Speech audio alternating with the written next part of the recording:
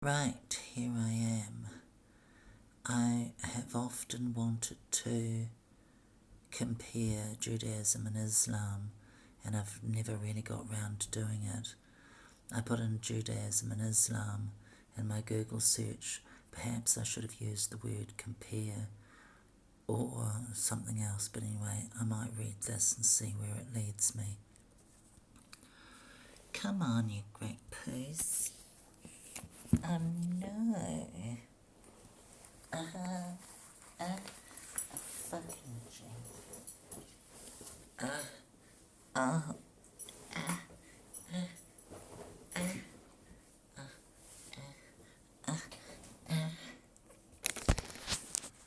Right, Islamic Jewish relations, Wikipedia, English Wikipedia, Islamic Jewish relations. Islamic Jewish relations started in the 7th century CE with the origin and spread of Islam in the Arabian Peninsula. The two religions share similar values, guidelines, and principles. Islam also incorporates Jewish history as part of its own. Muslims regard the children of Israel as an important religious concept in Islam. Moses, the most important prophet of Judaism, is also considered a prophet and messenger in Islam. Moses is mentioned in the Quran more than any other individual, and his life is narrated and recounted more than that of any other prophet. There are approximately 43 references to the Israelites in the Quran, excluding individual prophets, and many in the Hadith. Later rabbinic authorities and Jewish scholars such as Maimonides discussed the relationship between Islam and Jewish law. Maimonides himself, it has been argued, influenced by Islamic legal thought. Because Islam and Judaism share a common origin in the Middle East through Abraham, both are considered Abrahamic religions. There are many shared aspects between Judaism and Islam. Islam is strongly influenced by Judaism in its fundamental religious outlook, structure, jurisprudence, and practice. Because of this similarity, as well as through the influence of Muslim culture and philosophy on the Jewish community within the Islamic world, there has been considerable and continued physical, theological, and political overlap between the two faiths in subsequent 1400 years. Notably, the first Islamic waqf was donated by a Jew, Rabbi Mocharik, and in 1027, a Jew, Samuel ibn Nakhrilah, became top advisor and military general of the Taifa of Granada. Religious figures, further information, history of the Levant, the cave of the patriarchs, burial place of Abraham, Moses with the Ten Commandments by Rembrandt. The term Semitic is due to the legendary derivation of the peoples so called from Shem, son of Noah, Genesis 10:1. Hebraic and Arabian peoples are generally classified as Semitic, a racialist concept derived from biblical accounts of the origins of the cultures known to the ancient Hebrews. Those closest to them in culture and language were generally deemed to be descended from their forefather Shem, one of the sons of Noah. Enemies were often said to be descendants of his cursed nephew Canaan, grandson of Noah, son of Ham. Modern historians confirm the affinity of ancient Hebrews and Arabs based on characteristics that are usually transmitted from parent to child, such as genes and habits, with the most well-studied criterion being language. Similarities between Semitic languages, including Hebrew and Arabic, and their differences with those spoken by other adjacent people confirm the common origin of Hebrews and Arabs among other Semitic nations. Around the 12th century BC, Judaism developed as a monotheistic religion. According to Jewish religious tradition, the history of Judaism begins with the covenant between God and Abraham, who is considered a Hebrew. The first Hebrew being Eber, a forefather of Abraham. The Hebrew Bible occasionally refers to Avi peoples or variants thereof, translated as Arab or Arabian, deriving from Arava, plain, the dwellers of plains. Some Arabs of the Arabian Peninsula are considered descendants of Ishmael, the first son of Abraham. While the commonly held view among historians is that Islam originated in Arabia in the 7th century AD, in Islam's view, Adam was the first Muslim in the sense of believing in Allah and surrendering to Allah's commands. Islam also shares many traits with Judaism as well as with Christianity, like the belief in and reverence for common prophets such as Moses and Abraham, who are recognized in all three Abrahamic religions. Abraham. Judaism and Islam are known as Abrahamic religions. The first Abrahamic religion was Judaism, was practiced in the wilderness of the Sinai Peninsula subsequent to the exodus of the Hebrews from Egypt and continuing as the Hebrews entered the land of Canaan to conquer and settle it.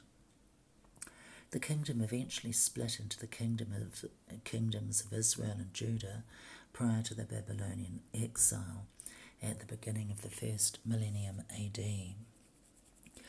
Where are we? The firstborn son of Abraham, Ishmael, is considered by Muslims to be the father of the Arabs. Abraham's second son, Isaac, is called father of the Hebrews. In Islamic tradition, Isaac is viewed as the grandfather of all Israelites and the promised son of Abraham from his barren wife Sarah.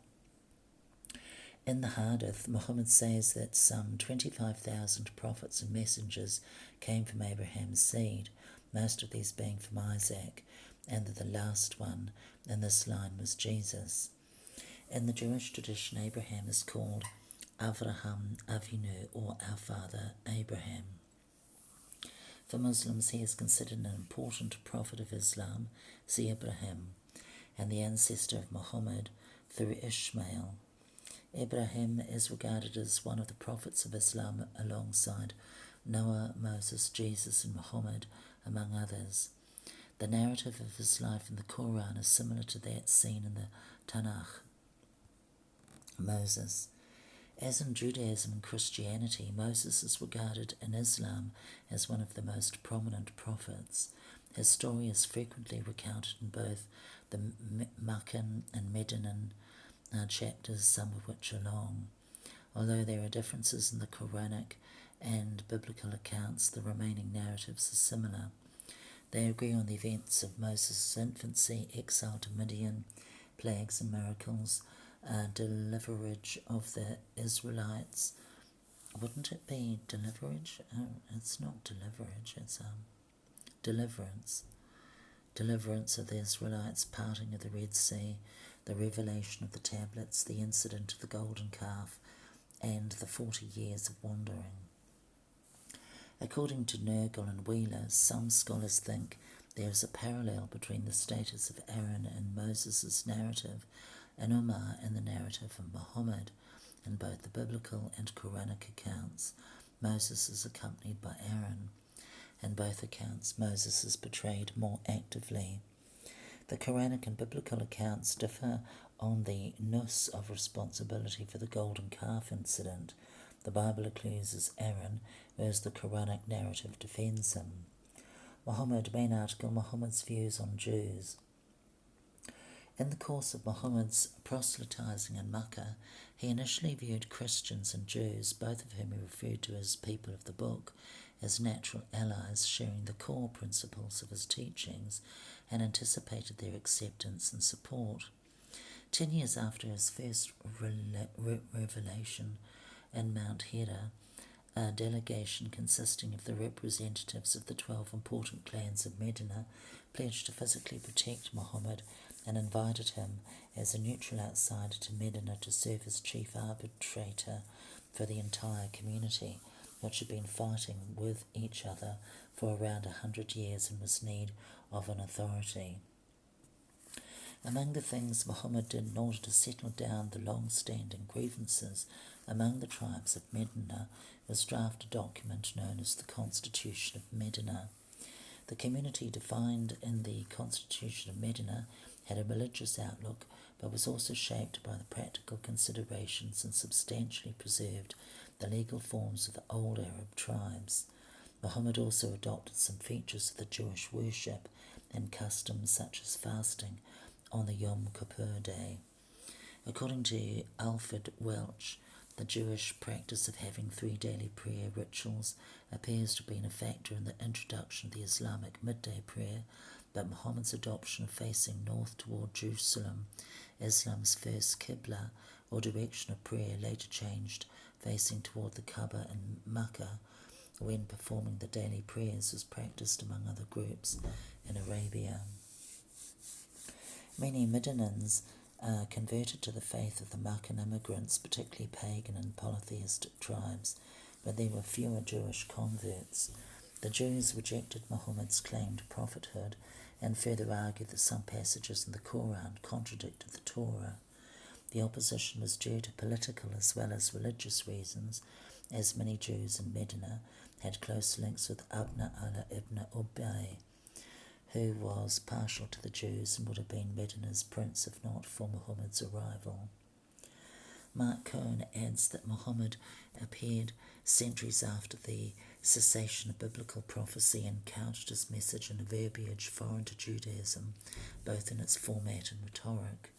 Maimonides, a Jewish scholar, referred to Muhammad as a false prophet. Moreover, Maimonides asserted that Muhammad's claim to prophethood was in itself what disqualified him, because it contradicted the prophecy of Moses, the Torah, and the old tradition. His argument further asserted that Muhammad, being illiterate, also disqualified him from being a prophet. In the Constitution of Medina, Jews were given equality to Muslims in exchange for political loyalty and were allowed to practice their own culture and religion. A significant narrative symbolizing the interfaith harmony between early Muslims and Jews is that of Rabbi Mokairik. The rabbi was from Banu Nadir and fought alongside Muslims at the Battle of Uhud and bequeathed his entire wealth to Muhammad in the case of his death. He was subsequently called the best of the Jews by Muhammad. Later, as Muhammad encountered opposition from the Jews, Muslims began to adopt a more negative view on the Jews, seeing them as something of a fifth column. Jewish violations of the Constitution of Medina, by adding the enemies of the community, finally brought on major battles of Badr and Uhud, which resulted in Muslim victories and the exile of the Banu Kainuka and Banu Nadir, 2 of the main 3 tribes, Jewish tribes from Medina, and the mass slaughtering of all male adults of Banu Qurayza. Other prophets. Both Judaism and Islam regard many people as being prophets, with exceptions. Both teach that Eber, Job, and Joseph were prophets. However, according to one sage in Judaism, the whole story attributed to Job was an allegory, and Job never actually existed. Rashi, a Jewish commentator on the Hebrew Scriptures, quotes a text dating to 160 AD, which is also quoted in the Talmud, in his commentary on Genesis 10 to show that Eber was a prophet. Historical interaction. Main article: History of the Jews under Muslim rule. Jews have often lived in predominantly Islamic nations, since many national borders have changed over the 14 centuries of Islamic history. A single community, such as the Jewish community in Cairo, may have been contained in a number of different nations over different periods. Middle Ages, blah blah blah, I can't be bothered reading that. Conversion of Jews to Islam. According to Judaism, Jews that voluntarily convert to Islam commit a treacherous act of heresy and abandon the Torah. There is a view held by the Radvas and Ritva that a Jew should be prepared to take his own life rather than convert to another religion, but the Ramban, also known as Maimonides, expresses that it is not necessary that a Jew take his own life if he is forced to convert, but privately follows the Torah. Islam accepts converts and spreading dawah to other religious adherents, including Jews. In modern times, the notable converts to Islam from a Jewish background include Muhammad Assad, born Leopold Weiss, Abdallah Schleifer, born Mark Schleifer, Yosef Darwish, Layla Morad, and Miriam Jamila, born Margaret Marcus. More than 200 Israeli Jews converted to Islam between 2000 and 2008.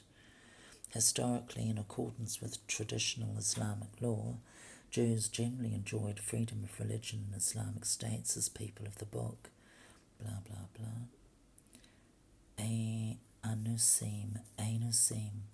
These groups include the Anusim, or Dagatown, of Timbuktu, who converted in 1492 when Askia Muhammad came to power in Timbuktu and decreed that Jews must convert to Islam or leave, and the Chala, a portion of the Bukharan Jewish community, they were pressured and many times forced to convert to Islam. Blah, blah, blah. Conversion of Muslims to Judaism. Judaism does not proselytize and often discourages conversion to Judaism, maintaining that all people have a covenant with God, and instead encourages non-Jews to uphold the 7 laws, which it believes were given to Noah. Conversions to Judaism are therefore relatively rare, including those from the Islamic world. One famous Muslim who converted to Judaism was Ovadia, famous from his contact with Maimonides. Reza Jabari, an Iranian flight attendant who hijacked the air carrier Kish Air Flight 707 between Tehran and the resort of Kish Island in September 1995 and landed in Israel, converted to Judaism after serving 4.5 years in an Israeli prison. He settled among Iranian Jews in the Israeli Red Sea resort town of Eilat. Another such case includes Avraham Sinai, a former Hezbollah fighter who, after the Israeli-Lebanon war ended, fled to Israel and converted from Islam to become a religious and practicing Jew. Contemporary era. Iran contains the largest number of Jews, with predominantly Muslim countries, and Uzbekistan and Turkey have the next largest communities. Iran's Jewish community is officially recognized as a religious minority group by the government, and like the Zoroastrians, they were allocated a seat in the Iranian parliament. In 2000, it was estimated that at the time there were still 30,000 to 35,000 Jews in Iran. Other sources put the figure as low as 20,000 to 25,000.